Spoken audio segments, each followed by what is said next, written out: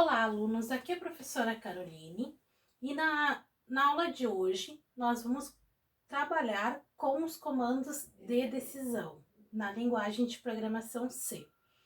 Então, como vocês devem ter visto, né, as estruturas de seleção simples, composta, encadeada e múltipla escolha na lógica de programação. Hoje a gente trabalha essas estruturas na linguagem de programação C. Porém, o que acontece? Aqui em C, como na lógica, são aqueles comandos que vão nos permitir fazer os desvios condicionais dentro do nosso programa. Ou seja, é a partir dos comandos de decisão que eu consigo definir quais blocos de comandos que serão executados ou não, fazendo esses desvios condicionais. Então, dentro da linguagem de programação C, a gente trabalha com o comando if e switch, tá? No primeiro momento, a gente vai verificar esses comandos que nós temos, né? Então, nós temos a decisão simples, que é apenas o comando if, que testa uma condição. O que é uma condição? Uma condição é uma expressão booleana, né, ou relacional, que vai nos retornar um valor verdadeiro ou falso, 0 ou 1. Eu falo 0 ou 1 aqui, pessoal, porque na linguagem de programação ela não me retorna um valor verdadeiro ou falso, e sim ela me retorna 0 ou 1. Ela me retorna 1 quando a condição é verdadeira e me retorna 0 quando a condição testada é falsa. Então, o que acontece? Eu testo uma condição a partir do meu comando if. Essa condição ela vai trabalhar com um dos operadores relacionais, maior, menor, igual, diferente, né? Maior ou igual, menor ou igual. E também ela pode trabalhar com um dos operadores lógicos, e ou, and ou or, quando eu tiver que testar duas ou mais condições. Então, lembrando que como o comando if, ele testa uma condição para chegar a executar uma determinada ação, o comando de decisão simples, ele testa a condição para verdadeiro. Ou seja, se a condição testada for verdadeira, então eu listo os comandos, o bloco de comandos que serão executados ou ação primitiva, tá? Então, o que acontece? Eu digo que eu só vou executar esse comando se a condição testada for verdadeira, me retornar um valor igual a 1. Caso a condição não me retorne um valor igual a 1, o que acontece? Ele não executa o comando e segue o resto do nosso programa. Então, tem algo bem importante que nós devemos ver nessa decisão simples, né? Quando eu tenho uma ação primitiva, ou seja, só um comando, só uma instrução que deve ser executada se a condição for verdadeira, ela é uma ação primitiva. Logo, eu não preciso delimitar por chaves. Já se eu tenho duas ou mais instruções, dois ou mais comandos que devem ser executados, se a condição for verdadeira, então eu tenho que delimitar esse bloco de comandos por chaves. Eu não posso esquecer disso, certo? Então eu digo que if, se a condição for verdadeira, me retornar um valor igual a 1, então eu executo o bloco de comandos. Caso a condição não me retorne um valor verdadeiro, me retorne um valor falso, um valor igual a 0, então eu não executo o bloco e sigo o resto do meu algoritmo. Então, o nosso primeiro exemplo da decisão simples, então, é para verificar se o número está no intervalo de 1 a 10, ou seja, vou fazer uma verificação. Eu leio um número, então só para relembrarmos um pouquinho, né, a programação em C, primeira coisa que eu faço para construir um programa em C é importação de bibliotecas, tá? Então, a primeira coisa que eu fiz foi importar a biblioteca stdio.h, que é a biblioteca padrão para trabalhar com os comandos de entrada e saída de dados, printf, scanf a princípio. E eu importo essa biblioteca a partir de sustenido include. Depois eu importei a biblioteca stdlib.h para trabalhar com a função system, que é aquela que vai dar aquela parada de tela. Então, o que eu fiz com ela? stdlib.h e importei a partir da sustenido include. Na função principal, eu fiz todo o meu programa, tá, pessoal? Então, o que eu fiz? Eu coloquei lá na tela, declarei uma variável do tipo inteira, que é o número que eu vou ler para verificar se vai estar ou não, se vai estar no intervalo de 1 a 10. E aí eu disse lá, ó, printf, dispara para a tela do usuário a string de controle. Então, disparou para a tela do usuário a mensagem, verifica o intervalo de 1 a 10. Dispara para a tela, printf, digite um valor inteiro. O usuário, então, tem que digitar esse valor. O que eu faço? Scanf, que diz o quê? Coloca o ponto de inserção intermitente ao lado da mensagem anterior. O usuário digita o valor, o scanf faz o quê? Captura esse valor que é do tipo inteiro, %d, e armazena em um endereçamento de memória referenciado pela variável num. Armazenou, ele vai verificar if, então, if, se o conteúdo da variável num for maior ou igual a 1, comando maior ou igual a 1, então operador relacional maior ou igual a 1, e num menor ou igual a 10. Esses dois ex-comercial, pessoal, eles indicam a conjunção, ou seja, ele está comparando lá na tabela verdade, que nós vimos nas primeiras aulas, depois vocês retornem lá para dar uma olhada, né? Que se a primeira condição testada for verdadeira e a segunda condição testada também for verdadeira, então eu vou ter a verdade. Tendo a verdade, eu posso dizer que o valor digitado pelo usuário, que eu estou chamando lá na lista de argumentos, que está armazenado na variável num, está no intervalo de 1 a 10. E aí eu finalizo com o System Pause. Notem que eu tenho só uma ação primitiva para ser executada se ambas as condições são verdadeiras. Tá, professora, mas por que eu utilizo o conectivo E, né, os dois E's comerciais aqui? Porque é o operador que representa a conjunção aqui na linguagem de programação C. Então, eu digo que sempre que eu tiver que testar todas as condições e todas elas forem verdadeiras para eu executar a ação, então eu preciso utilizar o operador E, porque eu só tenho a verdade quando todas forem verdadeiras utilizando este operador de conjunção. Certo, pessoal? Então, sempre lembrem da tabela verdade. Depois eu vou reforçar num outro vídeo com vocês quando a gente estiver fazendo, então, alguns exercícios também, tá? Então, é mais ou menos isso. Então, if, se a primeira condição testada for verdadeira e a segunda também, então eu gero a mensagem para o usuário. E aí, se eu quero dizer se está no intervalo de 1 a 10, então eu estou dizendo, ó, é maior ou igual a 1? Verdadeiro. É menor ou igual a 10? Verdadeiro. Então, diz que está no intervalo de 1 a 10. Supondo que o usuário digitou, por exemplo, o valor 5 para num. Vamos ver o que ele vai fazer? Então, ele verifica. 5 é maior ou igual a 1? Verdadeiro.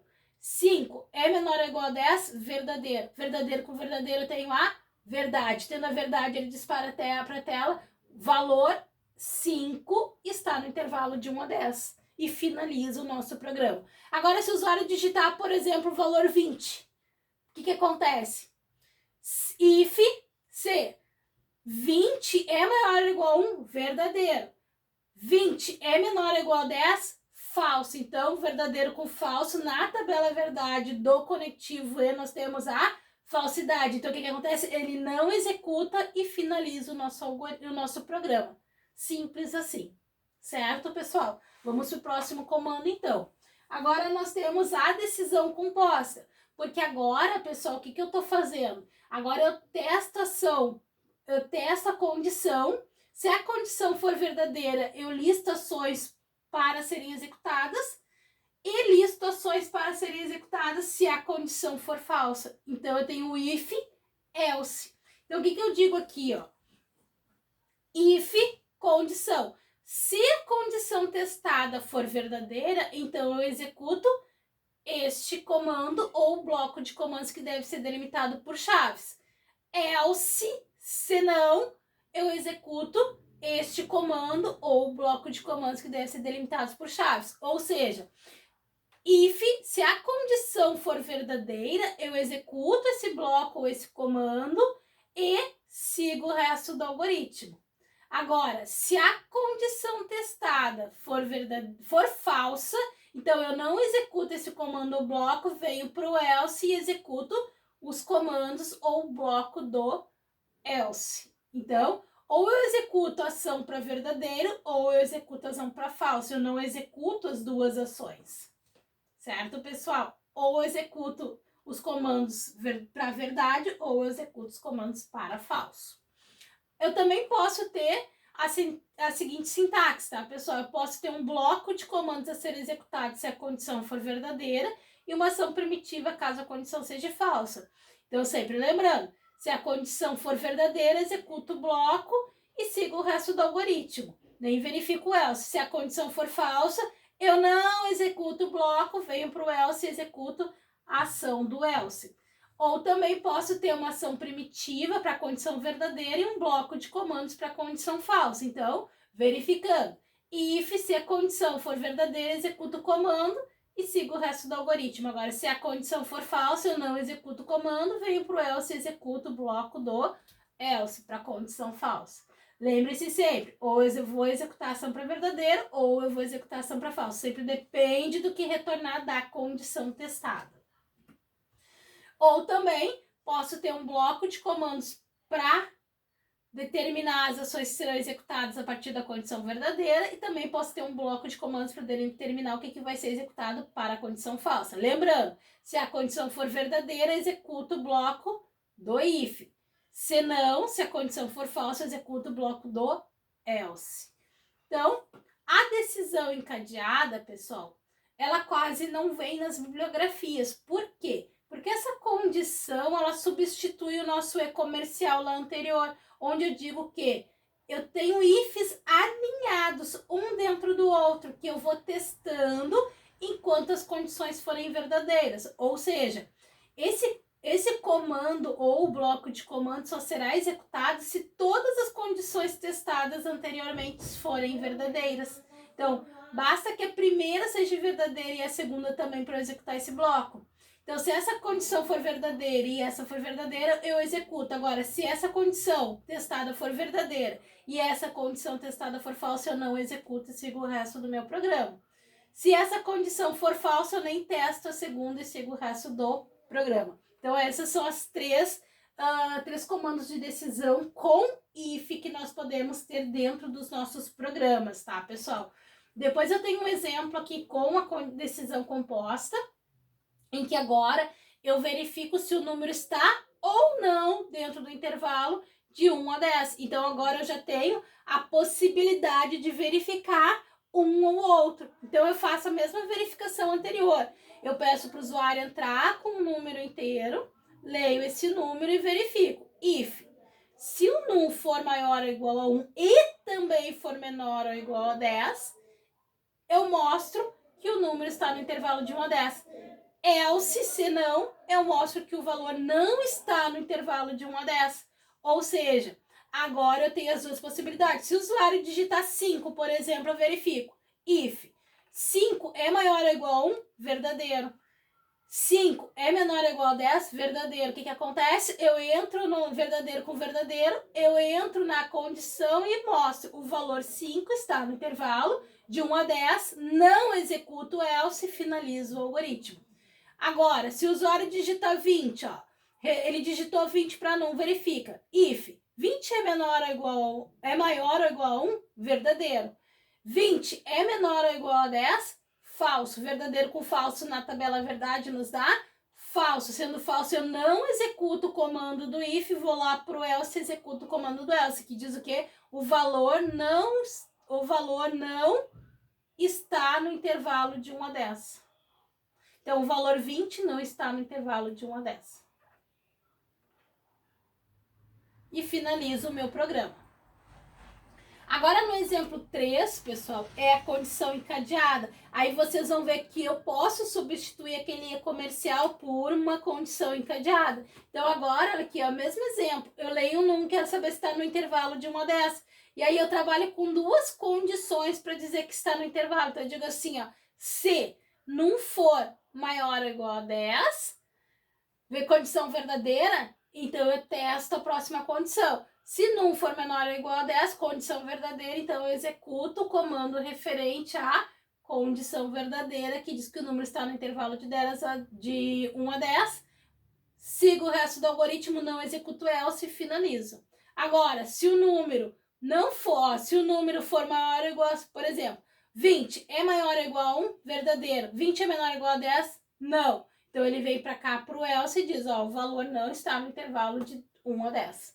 Então eu posso ver que a condição encadeada, ela substitui o nosso e-comercial. Por isso que ela não vem muito nas bibliografias. O ideal é tu utilizar o e-comercial para testar as tuas condições, para não deixar o algoritmo muito extenso, caso você tenha que testar várias condições, tá, pessoal? Então aqui, a próxima decisão que nós temos é a decisão múltipla escolha, né? Que é o nosso comando switch case, que lá na lógica de programação era o nosso escolha caso, lembra? Em que eu descrevo as ações que serão executadas a partir de resultados previstos para uma variável de condição. Só que eu tenho alguns detalhes que eu tenho que seguir aqui, né? A variável de condição, ela só pode ser de dois tipos primitivos. Ou ela vai ser do tipo int, ou ela vai ser do tipo char, ou ela vai ser inteira ou caractere. Ela não pode assumir outro tipo primitivo de dados. E o que acontece? Essa variável, como a própria definição diz, né? Essa variável de condição, ela vai procurar a igualdade dentro dos casos listados, porque como o comando diz, né, vou descrever ações que serão executadas a partir de resultados previstos para a variável de condição, que é essa aqui.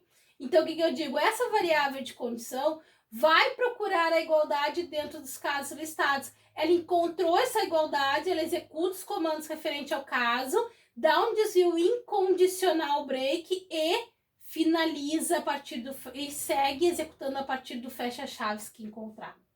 Então, pessoal, é o nosso switch case, que diz o quê, ó? É como se fosse um desvio condicional, né? Então ele diz assim, ó. Ele dá esse desvio, né? Então, switch variável. Então ele diz, caso a variável seja igual ao valor da constante 1, 2 pontos, quer dizer, né? Então, executa esse bloco de comandos, dá um break, para de executar e segue executando a partir do fecha-chaves do switch case. Tá, pessoal? Ou seja, ela só vai testar as igualdades até achar essa igualdade. Achou, executou, finalizou o switch case e seguiu o resto do programa.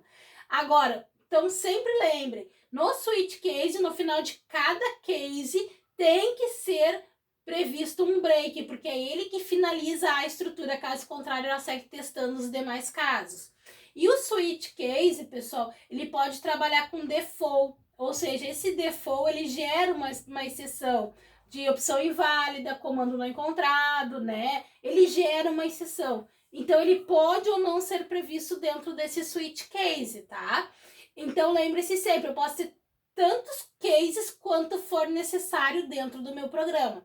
Essa constante 1, constante 2, constante n são apenas valores que representam na sintaxe, que vão ser os valores constantes que a variável pode estar armazenando naquele momento, né? E o switch nada mais é do que um interruptor, que diz, ó, segue daqui.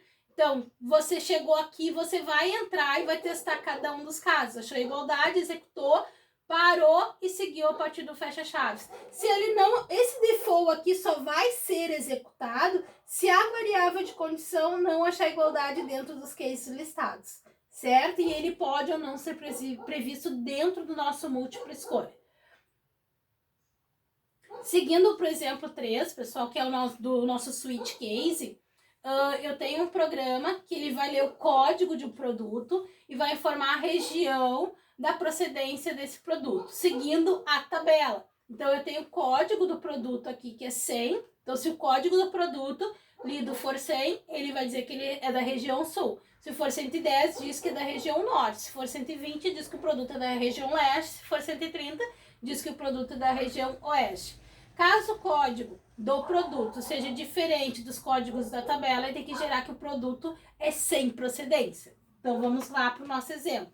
Então, também, eu importei as bibliotecas stdio.h para entrada e saída de dados e stdlib.h para trabalhar com a função system. Ambas as bibliotecas foram importadas a partir do system, do sustenido include, né? Não esqueçam.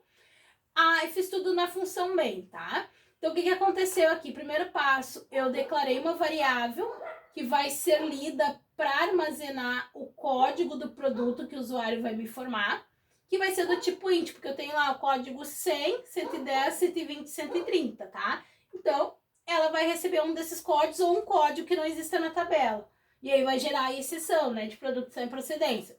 Então, a partir do printf, eu peço para o usuário informa bota o título lá, né? Informa a procedência de produtos. E aí peço para ele código, que é o código do produto. E aí eu leio a partir do scanf. O que eu faço? Então, printf disparou para a tela a mensagem, informa a procedência do produto. Printf solicitou o código do produto na tela e scanf colocou o ponto de inserção ao lado da mensagem código.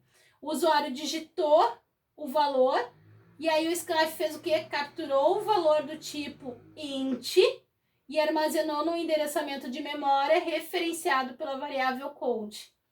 Armazenou, ele vem para cá, switch code, ou seja, code é a minha variável de condição, que é do tipo int, ok? Então ele vem para cá, ó. Ele diz interrompe e vem para cá. Ele diz case, caso code igual a 100, então, 2 pontos, dispara para a tela, região sul.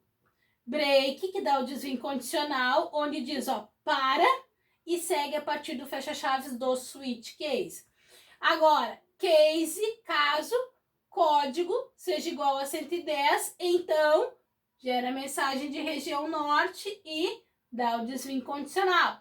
Caso código igual a 120, então dispara para a tela região leste e dá o desvio incondicional.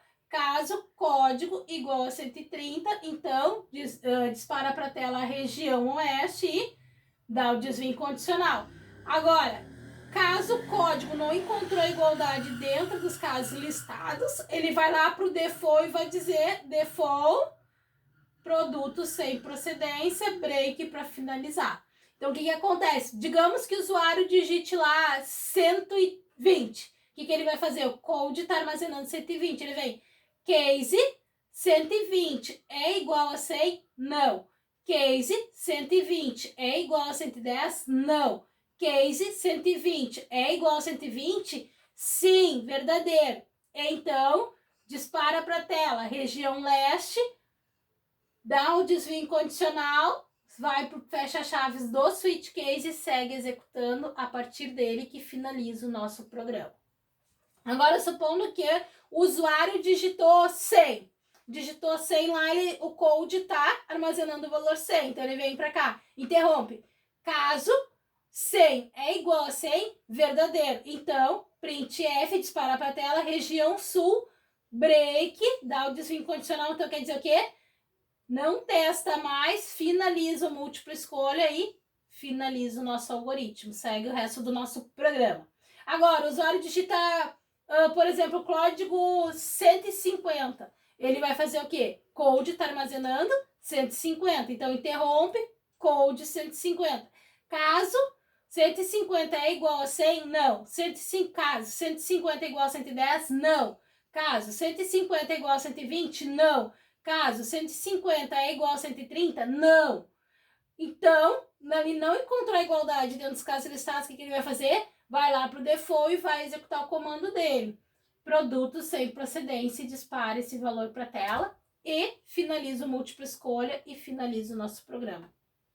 Certo, pessoal? Então, além dos comandos de desvios condicionais que nós vimos, o if e o switch, na linguagem C nós temos 4 comandos de desvio incondicional, ou seja, que não são utilizados na prática sem a necessidade. Então, quais que a gente usa? É o break e o return, né? Que é o que a gente mais utiliza para o comando switch case, para interromper aquele comando, e o return que a gente utiliza para retornar valores de uma função a outra, né?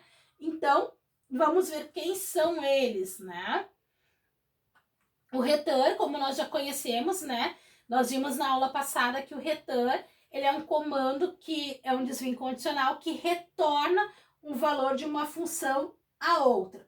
E eu tenho que lembrar vocês que o return, quando a função é do tipo void, ela não me retorna nada, ele não pode ser previsto nessa função, tá? Ele não poderá ser utilizado. Então tem que sempre cuidar. Para utilizar o return, a função tem que ter um retorno sempre, ou um retorno do tipo float, ou do tipo int, ou do tipo char. Então tem que cuidar na hora de utilizar o return. Então só relembrando, né? Para usar o return, chama o return e a expressão e ponto e vírgula ao final. O comando break, como nós vimos anteriormente, ele é um comando para interromper a execução de um determinado comando, como a gente viu lá no case. Assim como ele pode interromper uma continuidade de execução de laços também, tá? Então eu posso utilizar em outros comandos, mas é pouquíssimo utilizado para interrupção, só no switch case que ele é mais utilizado. A função este, que é aquela que finaliza, tá, pessoal? Ela sai imediatamente de um programa. Então, o que ela faz? Ela sempre recebe por parâmetro o valor 0 ou 1, tá? Então, onde o código de retorno contém um valor inteiro, que é retornado para o sistema operacional. É sempre 0 ou 1 que a gente coloca aqui. Então, se o valor for 0, significa que o programa teve uma terminação normal. Caso contrário, ele terminou com algum tipo de erro, tá, pessoal? Então, essa função é pouco utilizada, porque ela é para interromper imediatamente qualquer programa, tá? De onde ele estiver executando. A partir daí, pessoal, nós temos, então, alguns exercícios.